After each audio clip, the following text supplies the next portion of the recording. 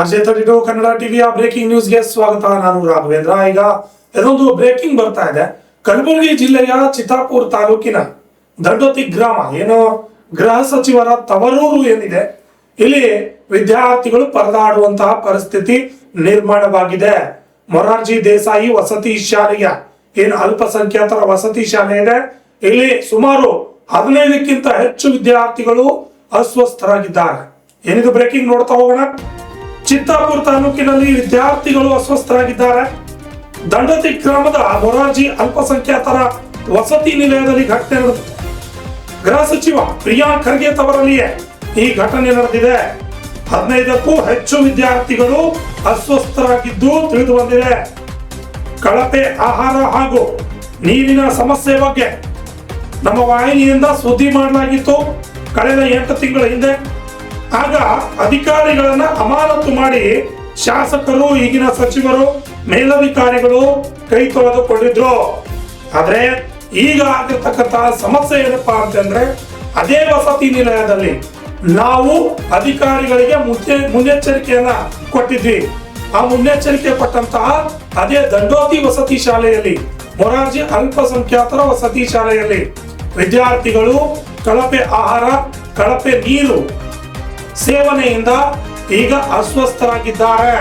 ಕಲಬುರಗಿ ಜಿಲ್ಲೆಯ ಚಿತ್ತಾಪುರ ತಾಲೂಕಿನ ಗೃಹ ಸಚಿವರ ತವರೂರು, ಗೃಹ ಸಚಿವರ ಮತಕ್ಷೇತ್ರ ಚಿತ್ತಾಪುರ ತಾಲೂಕಿನ ದಂಡೋತಿ ಗ್ರಾಮದ ಹೊರವಲಯದಲ್ಲಿ ಇರತಕ್ಕಂತ ವಸತಿ ಶಾಲೆಯಲ್ಲಿ ಈ ಸಮಸ್ಯೆ ಎದುರಾಗಿದೆ. ಇನ್ನು ವಿವರವನ್ನ ನೋಡ್ತಾ ಹೋದ್ರೆ, ಕಲಬುರಗಿಯ ಚಿತ್ತಾಪುರ ತಾಲೂಕಿನ ದಂಡೋತಿಯ ವಸತಿ ನಿಲಯದಲ್ಲಿ ಆಹಾರ ಸೇವಿಸಿದ ಬಳಿಕ 15ಕ್ಕೂ ಹೆಚ್ಚು ವಿದ್ಯಾರ್ಥಿಗಳು ಅಸ್ವಸ್ಥಗೊಂಡಿರುವಂತಹ ಘಟನೆ ನಡೆದಿದೆ. ಚಿತ್ತಾಪುರ ತಾಲೂಕಿನ ದಂಡೋತಿ ಗ್ರಾಮದಲ್ಲಿರುವ ಮೊರಾರ್ಜಿ ದೇಸಾಯಿ ಅಲ್ಪಸಂಖ್ಯಾತರ ವಸತಿ ನಿಲಯದಲ್ಲಿ ಇದು ಘಟನೆ ನಿನ್ನೆ ಸಂಜೆ ನಡೆದಿದೆ. ವಸತಿ ನಿಲಯದ 6ರಿಂದ 10ನೇ ತರಗತಿ ವಿದ್ಯಾರ್ಥಿಗಳು ಅನ್ನ ಸಾಂಬಾರ್ ಸೇವಿಸಿದ ಕೆಲವೇ ಹೊತ್ತಿನಲ್ಲಿ ವಾಂತಿ ಹಾಗೂ ಆಸ್ಪತ್ರೆಯಿಂದ ಬಳಲಲು ಆರಂಭಿಸಿದ್ದಾರೆ. ಅಸ್ವಸ್ಥತೆಯಿಂದ ತಕ್ಷಣವೇ ಅವರನ್ನ ಸ್ಥಳೀಯ ಆಸ್ಪತ್ರೆಗೆ ದಾಖಲಿಸಿ ಚಿಕಿತ್ಸೆಯನ್ನ ನೀಡಲಾಗಿದೆ. ವಿದ್ಯಾರ್ಥಿಗಳ ಆರೋಗ್ಯ ಸ್ಥಿತಿ ಸ್ಥಿರವಾಗಿದೆ ಅಂತ ತಿಳಿದು ಬಂದಿದೆ. ಇನ್ನು ಕೆಲವರಿಗೆ ಕಲಬುರಗಿಯ ಜಿಮ್ಸ್ ಆಸ್ಪತ್ರೆಗೆ ರವಾನೆ ಮಾಡಲಾಗಿದೆ. ಕಲುಷಿತ ಟ್ಯಾಂಕರ್ ನೀರಿನ ಬಳಕೆ ಅಥವಾ ಕಳಪೆ ಗುಣಮಟ್ಟದ ಆಹಾರ ಸೇವನೆಯಿಂದ ಅಸ್ವಸ್ಥತೆ ಉಂಟಾಗಿರುವ ಸಾಧ್ಯತೆ ಇದೆ ಅಂತ ಪ್ರಾಥಮಿಕವಾಗಿ ಶಂಕಿಸಲಾಗಿದೆ. ಆದರೆ ನಿಖರವಾಗಿ ಕಾರಣ ವೈದ್ಯಕೀಯ ಪರೀಕ್ಷೆ ಹಾಗೂ ಆಹಾರ ಮತ್ತು ನೀರಿನ ಮಾದರಿಗಳ ಪರೀಕ್ಷೆ ಬಳಿಕವೇ ತಿಳಿಯಲಿದೆ. ಏನೋ ಘಟನೆ ಮಾಹಿತಿ ತಿಳಿಯುತ್ತಿದ್ದಂತೆ ವಿದ್ಯಾರ್ಥಿಗಳ ಪೋಷಕರು ವಸತಿ ನಿಲಯ ಹಾಗೂ ಆಸ್ಪತ್ರೆಗೆ ಭೇಟಿ ನೀಡಿ ಮಕ್ಕಳ ಆರೋಗ್ಯವನ್ನು ವಿಚಾರಣೆ ಮಾಡಿದ್ದಾರೆ. ಅಲ್ಪಸಂಖ್ಯಾತ ಕಲ್ಯಾಣ ಇಲಾಖೆಯ ಜಿಲ್ಲಾಧಿಕಾರಿ ಸಂಗಮೇಶ್ ಘಟನಾ ಸ್ಥಳಕ್ಕೆ ಭೇಟಿ ನೀಡಿ ಪರಿಶೀಲನೆಯನ್ನ ಮಾಡಿ ಪ್ರಕರಣದ ಕುರಿತು ತನಿಖೆಯನ್ನ ಆರಂಭಿಸಿದ್ದಾರೆ.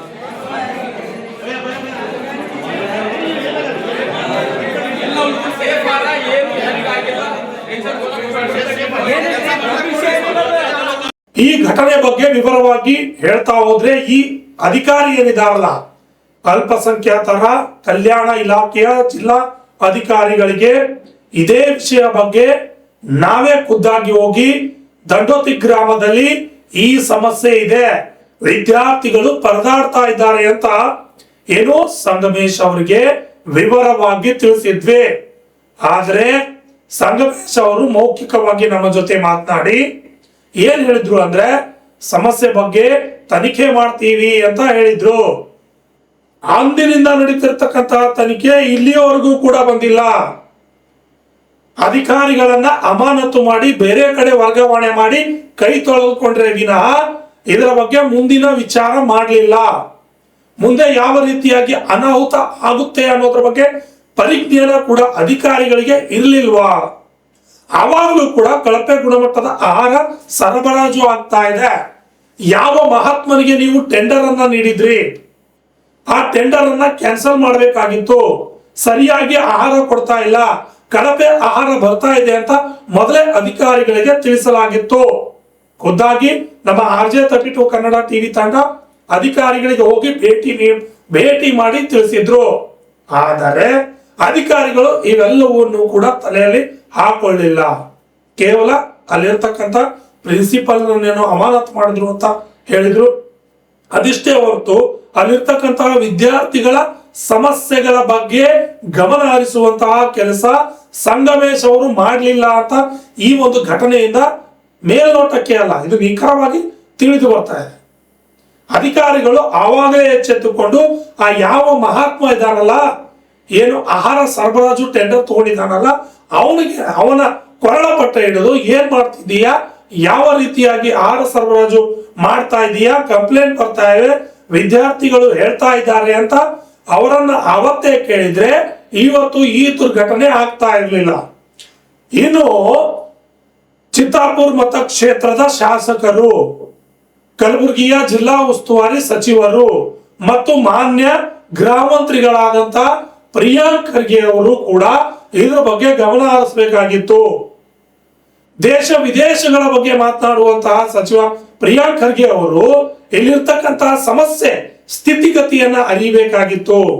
ಕೇವಲ ಒಂದೇ ಮೊರಾರ್ಜಿ ದೇಸಾಯಿ ಶಾಲೆಯಲ್ಲ, ಕಲಬುರಗಿ ಜಿಲ್ಲೆಯಲ್ಲಿ ಇರ್ತಕ್ಕಂತಹ ಅನೇಕ ವಸತಿ ನಿಲಯಗಳ ಪರಿಸ್ಥಿತಿ ಇದೇ ಆಗಿದೆ.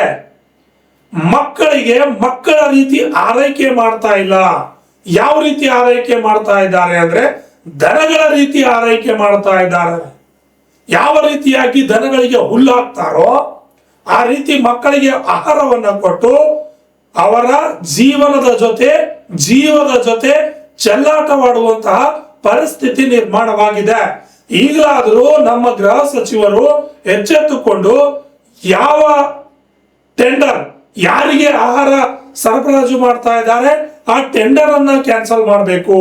ಮತ್ತು ಅವ್ರು ಅದೇ ವಸತಿ ನಿಲಯ ಅಂತಲ್ಲ, ಬೇರೆ ಬೇರೆ ವಸತಿ ನಿಲಯಕ್ಕೂ ಕೂಡ ಯಾರು ಆಹಾರ ಸರಬರಾಜವನ್ನ ಮಾಡ್ತಾ ಇದ್ದಾರೆ ಅವರ ಟೆಂಡರ್ ಅನ್ನ ಕ್ಯಾನ್ಸಲ್ ಮಾಡಿ ಬೇರೆಯವರಿಗೆ ನೀಡಬೇಕು. ಕಳಪೆ ಮಟ್ಟದ ಆಹಾರವನ್ನ ವಿತರಣೆ ಮಾಡಿದಾಗ ಮಾತ್ರ ಈ ಸಮಸ್ಯೆ ಆಗೋಕೆ ಸಾಧ್ಯ. ಕಳೆದ ಕೆಲವೊಂದು ದಿನಗಳ ಹಿಂದೆ, ತಿಂಗಳುಗಳ ಹಿಂದೆ ಇದೇ ವಿಶ್ವವಿದ್ಯಾನಿಲಯದ ವಸತಿ ನಿಲಯದಲ್ಲಿ ಯಾವ ರೀತಿ ದುರ್ಘಟನೆ ಆಯಿತು. ಇನ್ನು ಅದೇ ರೀತಿಯಾಗಿ ಕಲಬುರಗಿ ವಿದ್ಯಾನಗರ ಬಡಾವಣೆಯಲ್ಲಿ ಇರ್ತಕ್ಕಂಥ ಹಾಸ್ಟೆಲ್ನ ಪರಿಸ್ಥಿತಿ ಯಾವ ರೀತಿ ಆಯಿತು. ಇವೆಲ್ಲವನ್ನು ಕೂಡ ಸಚಿವರು ಯಾರು ವಸತಿ ನಿಲಯವನ್ನ ಮೇಂಟೈನ್ ಮಾಡ್ತಿದ್ದಾರೆ, ಆಹಾರವನ್ನ ಸರಬರಾಜು ಮಾಡ್ತಿದ್ದಾರೆ, ಇವೆಲ್ಲದರ ಬಗ್ಗೆ ಕಲಿಬೇಕು, ಇವೆಲ್ಲದರ ಬಗ್ಗೆ ತನಿಖೆ ಮಾಡಬೇಕು. ಅಂತಹ ಒಂದು ಏನ್ ಅಧಿಕಾರಿಗಳಿದ್ದಾರೆ, ಟೆಂಡರ್ ಯಾವನ್ ಮಾಡ್ತಾ ಇದ್ದಾನೋ ಅವನ ಮೇಲೆ ಸೂಕ್ತವಾದ ಕ್ರಮ ತೆಗೆದುಕೊಳ್ಬೇಕು. ಆದ್ರೆ ಅಧಿಕಾರಿ ವರ್ಗ ಏನ್ ಮಾಡ್ತಾ ಇದೆ, ಕೈ ಕಟ್ಟಿಕೊಳ್ತಿದೆ. ಅಧಿಕಾರಿ ವರ್ಗ ಯಾವತ್ತೋ ಒಂದು ದಿನ ಕಂಪ್ಲೇಂಟ್ ಮಾಡಿದಾಗ ಮಾತ್ರ ಏನ್ ಮಾಡ್ತಾರೆ, ಸ್ಥಳಕ್ಕೆ ಭೇಟಿ ನೀಡ್ತಾರೆ, ಮುಗಿದಾಯ್ತು. ಇನ್ನು ಸ್ಥಳಕ್ಕೆ ಎಂದೂ ಹೋಗಲ್ಲ ಅವರು. ಇಂತಹ ಘಟನೆ ಆದಾಗ ಮಾತ್ರ ಹೋಗ್ತಾರೆ. ಯಾಕೆ, ಅಧಿಕಾರಿಗಳಿಗೆ ಮಾಡೋ ಕೆಲಸ ಇದೇನಾ ಇಲ್ವಾ? ಮೊರಾರ್ಜಿ ವಸತಿ ಶಾಲೆ ಇರ್ಬೋದು, ಬೇರೆ ಬೇರೆ ವಸತಿ ಶಾಲೆಗಳಿಗೆ ಭೇಟಿ ನೀಡೋಕೆ ಅಧಿಕಾರಿಗಳಿಗೆ ಸಮಯ ಇಲ್ವಾ, ಪುರ್ಸೊತ್ತಿಲ್ವಾ? ಜಿಲ್ಲಾ ಉಸ್ತುವಾರಿ ಸಚಿವರು ಅಷ್ಟೊಂದು ಮೀಟಿಂಗ್ ಗಳನ್ನು ಮಾಡ್ತಾ ಇದ್ದಾರೆ ಆ ತಾಲೂಕಿನಲ್ಲಿ, ಜಿಲ್ಲೆಯಲ್ಲಿ. ಇದೇ ಚಿತ್ತಾಪುರ್ ಬಾಲಕರ ವಸತಿ ನಿಲಯದಲ್ಲಿಯೂ ಕೂಡ ಕಳೆದ 1 ತಿಂಗಳ ಹಿಂದೆ ಇದೇ ರೀತಿ ಆಹಾರ ಸರಿಯಾಗಿ ಕೊಡ್ತಾ ಇಲ್ಲ, ವಾರ್ಡನ್ ಇಲ್ಲ ಅಂತ ಸಮಸ್ಯೆಯನ್ನ ಮಾಡಿದ್ರು, ಪ್ರತಿಭಟನೆಯನ್ನ ಮಾಡಿದ್ರು ವಿದ್ಯಾರ್ಥಿಗಳು. ಅದ್ರ ಬಗ್ಗೆಯೂ ಕೂಡ ಸೂಕ್ತ ತನಿಖೆ ಇಲ್ಲ. ಅಧಿಕಾರಿಗಳು ಏನ್ ಮಾಡ್ತಿದ್ದಾರೆ ಕಚೇರಿಯಲ್ಲಿ ಕುಂತು? ಆ ಟೆಂಡರ್ ಯಾವಾಗ ಮಾಡ್ತಿದ್ದಾನೆ? ಯಾರಿಗೆ ಕೊಟ್ಟಿದ್ದಾರೆ ಇವರು ಟೆಂಡರ್? ಅವ್ರ ಕಡೆ ಕೂಡ ಗಮನ ಹರಿಸ್ಬೇಕಲ್ಲ. ಯಾವ ರೀತಿಯಾದಂತಹ ಆಹಾರವನ್ನು ವಿತರಣೆ ಮಾಡ್ತಾ ಇದ್ದಾರೆ, ಯಾವ ರೀತಿಯಾದ ನೀರು ಸರಬರಾಜು ಆಗ್ತಾ ಇದೆ, ನೀರು ಸರಬರಾಜು ಆಗಲಿ ಎಲ್ಲಿ ಸಮಸ್ಯೆ ಆಗಿದೆ, ಆಹಾರ ಸರಬರಾಜು ಮಾಡಲಿ ಎಲ್ಲಿ ಸಮಸ್ಯೆ ಆಗಿದೆ, ಇವೆಲ್ಲದರ ಬಗ್ಗೆ ತನಿಖೆಯನ್ನು ಮಾಡಬೇಕಾಗಿತ್ತು. ಸೂಕ್ತವಾದ ವರದಿಗಳನ್ನ ಮೊದಲನೇ ತರಿಸ್ಕೊಳ್ಬೇಕಾಗಿತ್ತು. ಆದರೆ ಅಧಿಕಾರಿಗಳು ಭ್ರಷ್ಟಾಚಾರದ ಅಮಲಿನಲ್ಲಿ ತಿರುಗಾಡ್ತಾ ಇದ್ದಾರೆ. ಕಳಪೆ ಗುಣಮಟ್ಟದ ಆಹಾರ ವಿತರಣೆ, ಕಳಪೆ ಗುಣಮಟ್ಟದ ನೀರು ವಿತರಣೆ. ಏನು ಇದೇ ಸಂಗಮೇಶ್ ಅವರು ನಮ್ಮ ಜೊತೆ ಮಾತನಾಡಿದಾಗ ಏನ್ ಹೇಳಿದ್ರು, ಪೈಪ್ ಲೈನ್ ಅನ್ನ ಮಾಡ್ತಿದ್ವಿ ಶುದ್ಧ ನೀರಿಗಾಗಿ ಅಂತ ಹೇಳಿದ್ರು. ಇದೇ ನೀರು ನೀಡ್ತಾ ಇದ್ದೀರಾ ನೀವು ವಿದ್ಯಾರ್ಥಿಗಳಿಗೆ ಶುದ್ಧ ನೀರು?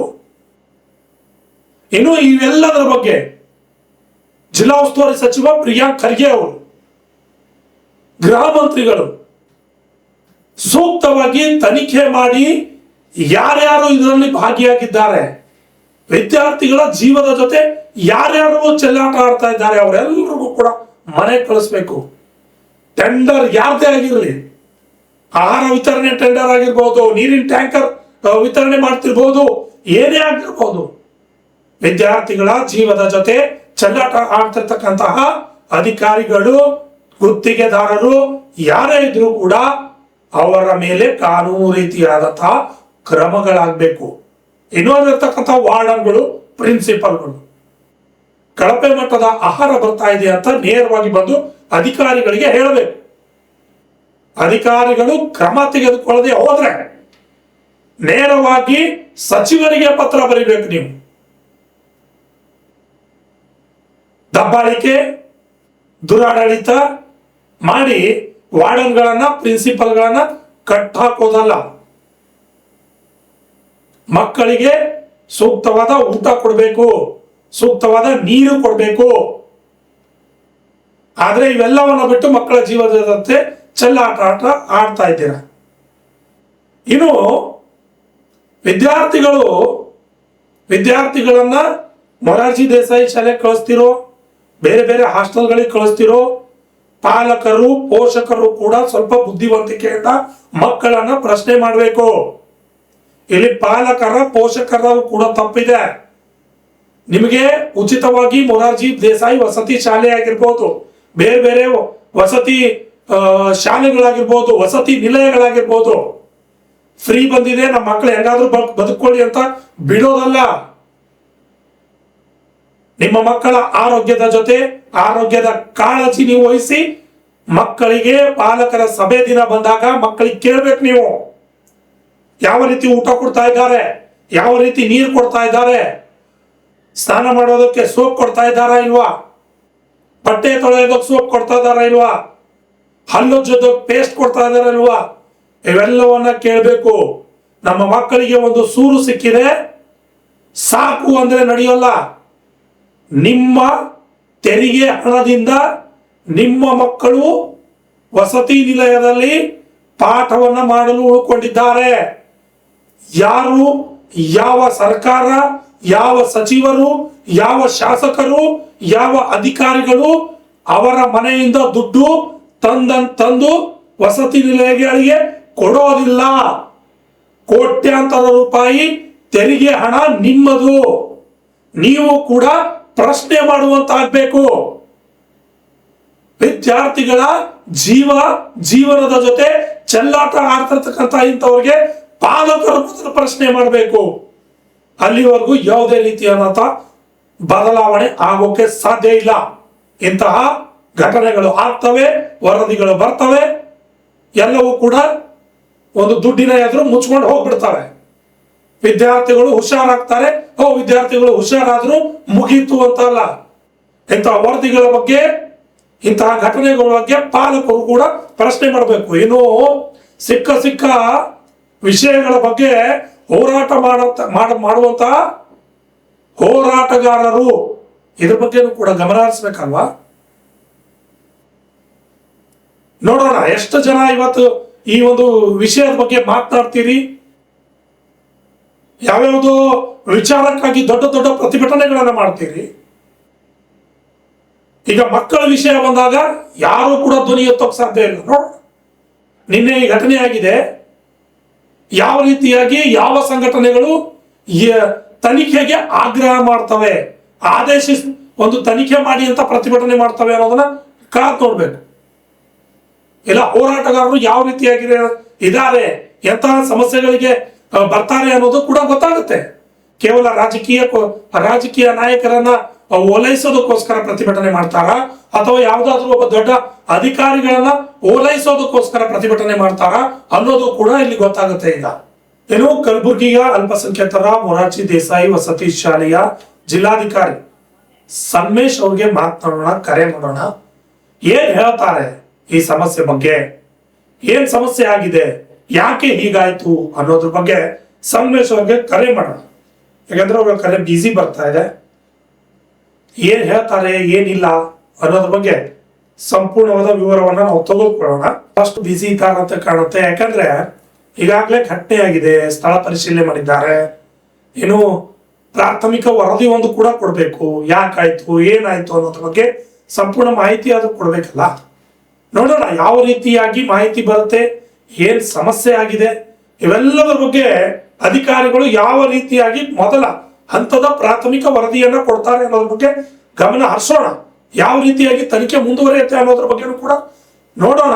ಇನ್ನು ಈ ಒಂದು ಸಮಸ್ಯೆ, ಈ ಘಟನೆ ಬಗ್ಗೆ ಮತ್ತೆ ಮುಂದೆ ಯಾವ ರೀತಿಯ ವರದಿಗಳು ಬರುತ್ತವೆ, ಯಾವ್ಯಾವ ರೀತಿ ತನಿಖೆ ಆಯ್ತು ಅನ್ನೋದ್ರ ಬಗ್ಗೆ ಮುಂದಿನ ಮತ್ತೆ ಸಂಚಿಕೆಯಲ್ಲಿ ತೋರಿಸ್ತೀನಿ. ಅಲ್ಲಿವರೆಗೂ ನೋಡ್ತಾ ಇರಿ RJ32 ಕನ್ನಡ ಟಿವಿ. ನಮಸ್ಕಾರ.